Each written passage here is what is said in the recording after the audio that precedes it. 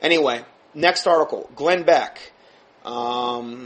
This is by Brian Fisher. Glen Beck veered disastrously off course on a Bill O'Reilly program 2 weeks ago when he said that same-sex marriage is not a threat to the country.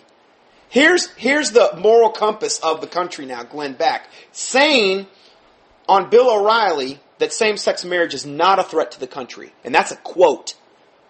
This is the guy you want leading you? I don't think so. This guy writing the article says, it is a threat to freedom of religion, freedom of speech, freedom of association, and worse, it represents a clear and present danger to children. A 74-year-old grandmother was dragged off to jail in Philadelphia for standing on a public sidewalk and quietly declaring the truth about homosexuality. She was facing 47 years in prison until cooler heads prevailed. A student at Augusta State University has just been thrown out of the school's counseling program with the approval of a federal judge, no less, because she believes that homosexual relationships are unnatural. Her opportunity to pursue the career of her choice in a helping profession has now been shot to pieces. What about her, Glenn? If special rights are given to people just because they're sodomites, no person will be able to criticize homosexual behavior on biblical or moral grounds without running the risk of legal punishment. Trust me, that's where it's going. Now, I've done several teachings on hate crimes and how ultimately the hate crimes that literally are pretty much on the books right now will eventually have to ban the Bible. Because much of what the Bible says exposes homosexuality. And there's verse after verse after verse. And you can just key in hate crimes on contendingfortruth.com. You'll find it. You should find those. Let's go further. Goodbye to freedom of speech. Goodbye to freedom of religion. You, Glenn, will have aided and abetted those who are out to destroy the two inalienable rights of God has given to men. And you don't think that that's a threat to the country? We must choose between the homosexual agenda and religious liberty because it is impossible to have both. Every advance of the homosexual agenda comes at the expense of our first liberty, the very first right enshrined in the Bill of Rights, the right to freedom of religious expression. Because, see, the homosexuals, they will not tolerate true born-again, Bible-believing Christianity because it doesn't tolerate them. So they're going to have to find a way to get rid of it. They're going to have to find a way to criminalize it. He goes on to say, you, Glen Beck, have chosen the side of suppression and tyranny over the right of liberty.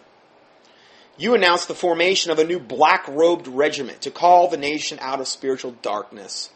And yet, he is in total spiritual darkness, being a Mormon. Isn't that ironic? He himself is blind, and I said this before, but if the blind leadeth the blind, they'll both fall into a ditch. Well, if you're letting Glen Beck lead you, you're going to fall into a ditch. He's already in the ditch. He's just going to pull you in there if you're not already in there already. At the Divine Destiny event, you rebuked the churches in America for having grown soft and rightly declared that they needed backbone and spine. Here we got a Mormon rebuking Christian churches for growing soft, and yet he's in a cult. Unbelievable. Now, I agree that they've grown soft, and I do believe they need backbone and spine, but the last person on the planet that has any right to tell them that is a Mormon. I mean, this is crazy. And then in order to respond to the people who are begging for right and wrong, and rightly declared that they need backbone and spine in order to respond to the people who are begging for right and wrong. But you just told Bill O'Reilly that losing our way on a fundamental issue of right and wrong, marriage and family, does not represent a threat to the country because we have, quote, bigger fish to fry. So we don't want to worry about all those sodomites that want same-sex marriage or any of that. It's not a threat. We've got bigger fish to fry. You know what? In the Bible, the two things that always brought God's most severest judgment were child sacrifice, which is nothing more than abortion in today's day and age. They just do it in the womb instead of out in the open. And sodomy. Look at Sodom and Gomorrah, which is where we get the word Sodom from. Fire and brimstone on them. So the two biggest things in the Bible that invoke God's judgment, but Glen Beck's saying we have bigger fish to fry. Yeah, right. What exactly is the Black Robe Regiment going to say on human sexuality if you have disarmed them before they fire their first salvo? Well, again, if you're part of a Black Robe Regiment that